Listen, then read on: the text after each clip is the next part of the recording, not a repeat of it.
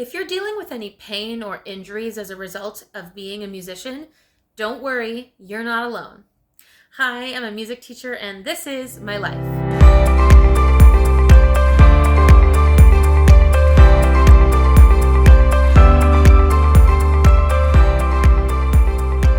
Welcome back to the channel, everyone, and welcome for those of you who might be new here. Like I said earlier, there's a chance that you may actually feel some discomfort, some pain, or even have sustained an injury as a result of playing an instrument or singing. Well, like I said earlier, you're not alone. I, as someone who has played the flute for decades, has experienced a number of them myself. So I thought for today's video, it might be a little bit fun to walk down memory lane and do a little bit of story time here as I share some of the different injuries that I faced and how I was able to deal with them and navigate them. But before we get started, you know what to do. Be sure to give this video a thumbs up, subscribe to the channel, and ring that notification bell so that you never miss another video. Now, before we start, let's go over a couple of disclaimers.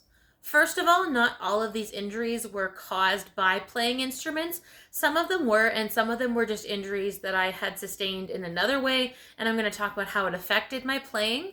And also, I am not a medical professional, I'm not a physiotherapist, a doctor, so I always advise seeking the advice of a medical professional in specific fields to address specific injuries. Let's start with the first story, and I will say that this injury wasn't caused by playing musical instruments, but it was definitely affected by it. My first significant injury happened way back when I was in grade 8, and I was on my elementary school's basketball team. There was a visiting school who had come to our gym to play basketball against us. Their strategy wasn't very good, and they were so focused on covering the ball that they weren't actually all that concerned with covering me. So I was at the opposite end of the court as the ball and many of the players, but I was very close to the opposing team's net and I was wide open. So I have my arms up, I'm saying pass the ball or over here. And so someone on my team launches the ball down the court, and since no one's covering me, it bounces, I catch it, and I shoot the ball in, and we score. Easy. Well, then what happened was we tried to do the exact same play, and for whatever reason, again, the other team was oblivious, which I thought was kind of funny because I'm thinking, we just did this play and we got points. How have they not caught on to what we're doing yet? The problem was whoever launched the ball that time launched it a little bit too hard or maybe at a different angle because I could see the basketball bouncing and it was so high that I reached up for it and the ball bent back my third and fourth fingers on my left hand. And it was incredibly painful to the point where I couldn't play the game anymore. It actually started bruising that same day. And when we had a doctor check it out, it turned out that it was called a green stick fracture. So I didn't actually break anything all the way through. It was just a fracture of the bone, but I certainly couldn't just play flute the way that I normally did. So the doctors essentially said that my finger would have been able to heal by itself, but in order for it to have the best chance at doing that, that they would take a few precautions. So they sort of splinted these two fingers together so that they were wrapped in gauze together. There was something between them for some stability. And I was essentially told that I couldn't play flute the same way. And I will say that flute isn't the worst instrument for this to happen on because it doesn't take a lot of pressure to push down the keys. But obviously these two fingers being bandaged together, moving together, doesn't work as well. So of course my music teacher knew this. He was very understanding. He said, play what you can. If you need to leave out some notes, then go ahead. And I should have done that. I'm going to be honest and tell you what I did because I was frustrated, right? Anytime that you have a setback like an injury or a sprain, it's really frustrating because you just want to be able to participate fully and do what you love. So it got to the point, and I think this might be a little gross, but I'm sure most people know this, that once the gauze has been on your hand or your foot or a certain part of your body long enough, it sort of molds to the shape of your hand, right? So like the bumps in your knuckles or the way that you bend your fingers, right? It starts to crease in the same place. You have to replace the tape every now and then. But it got to the point where once it was comfortable at least, I would go to my classes with the bandage on and I could easily just take the cast and slide it off my fingers, very gently play, and then slide that gauze back on. I do not recommend doing that. I was not making a good decision, and let's just say that it probably slowed down my healing. All this to say, I'm okay now, but it's really frustrating to deal with any type of injury because it's definitely frustrating to not be able to play music and participate with your friends. So that's the first major injury. Wasn't caused by playing a musical instrument, but it definitely had an impact and really, really sucked. The second story also wasn't caused by musical instrument playing, but it had a significant impact and even affects me to this day. So when I was in high school, I was in the front passenger seat of the car. And for context here, I live in Canada, so similar to the US and most other countries, the driver sits in the front on the left, passenger in the front row would be on the right. So our light turns green, we were sitting at a red light. When it turns green, it's our right of way. My dad starts to pull forward, and this driver comes out of nowhere, convinced that she can make it through the red light. My dad didn't see her, and as you can guess, the two cars hit each other. It's called getting T-boned, and I was closest to the impact. Now, despite how shocking and terrible it was, the good news was that none of us were bleeding or severely injured to the point where we needed to be hospitalized. Everyone was able to get out of the car, and they were okay. However, the bad news is, of course, my dad's car was totaled. Basically, all the liquids gushed out of the front of his vehicle. The license plate flew into a construction site that was right at that intersection. And you may actually notice this in some videos, though sometimes I try to edit it out or wait until I'm not speaking so I can edit it out. But I tend to roll my shoulders back a lot, particularly my left. Basically, I have this chronic pain where I feel a constant need to stretch. And I've never actually shared this online before, but I think it might be worth sharing. If you play a physical instrument, regardless of what instrument you play, if it's a guitar or a trumpet, right, you have to hold your instrument a certain way. And as a flute player, one of the biggest challenges for me is that when I'm holding it, my left arm has to reach ahead. And so sometimes if you're not holding the flute in a way that feels ergonomically comfortable, it's just going to cause some extra stiffness in the neck and shoulders, which for me is just magnified by the fact that I have this chronic pain. Now, regardless of what instrument you play, if it's an instrument you have to hold in your hands, then you have to position your body in a way that feels ergonomically comfortable, right? So whether that's a guitar or a trumpet a certain way or a clarinet. Well, as a flute player, I am consistently having to reach my left arm across my body, and even just talking about it right now, I feel that constant need to roll my neck or roll my shoulder back and just stretch. And this is something that I basically feel all the time. To this day, I continue to get massage therapy. I'm grateful that it's covered through my work benefits, so that helps pay for it. I'll get maybe one every month or so. Otherwise, I will stretch and I will foam roll.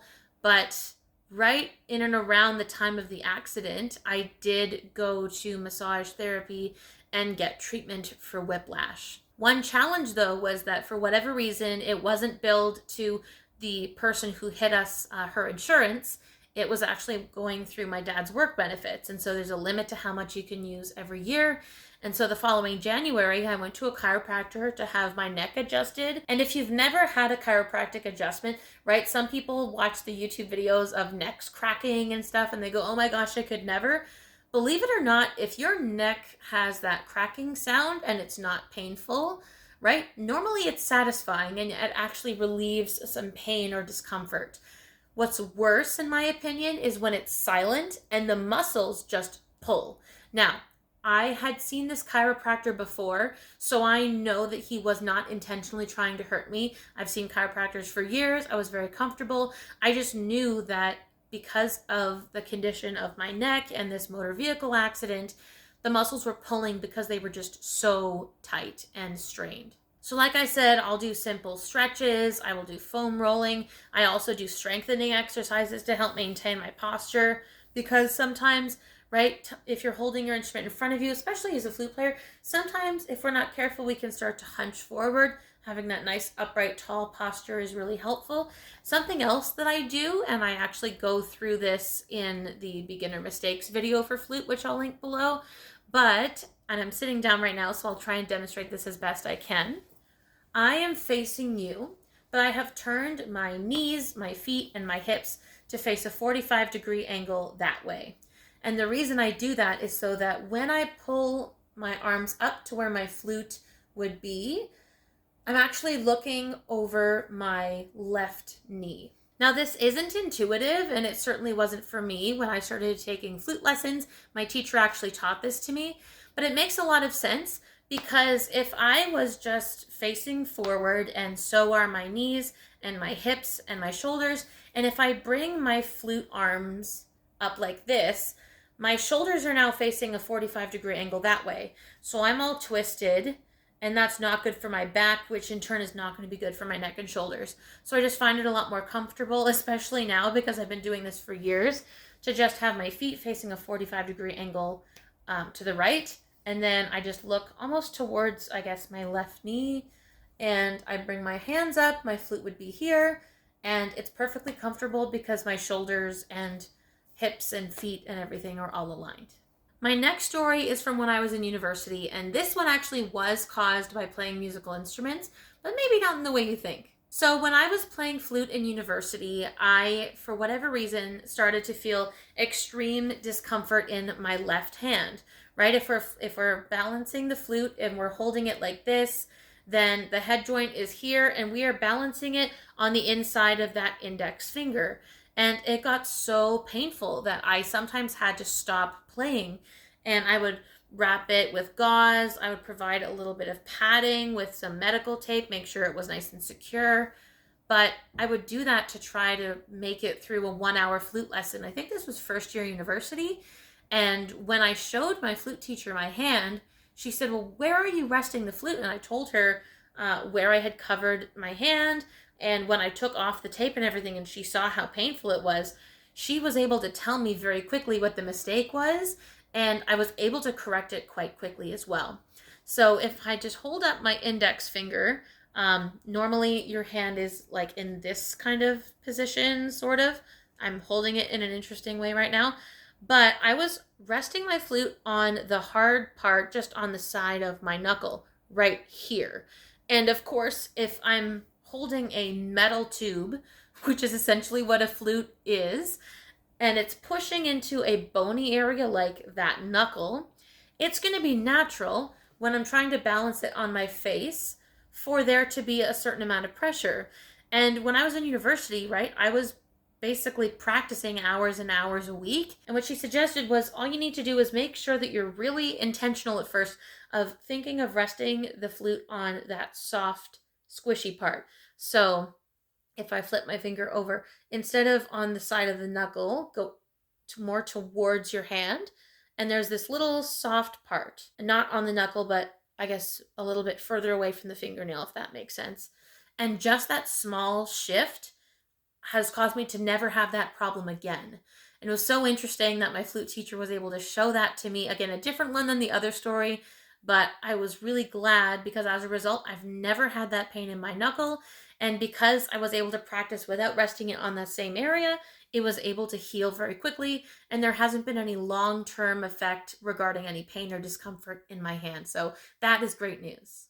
And the last story I'm going to share is something that I was actually dealing with about a year ago, and it's gone away and has since come back. And that is the numbness in my hands. This all started when I was playing the flute at church, and I was playing, no problem. And at one point I noticed that my fingers, particularly in the fingertips, but even up to the knuckles, started to feel kind of tingly. And I thought, oh, that's weird.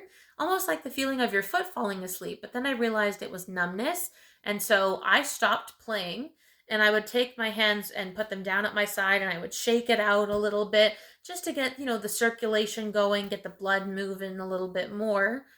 And that tingling sensation would go away.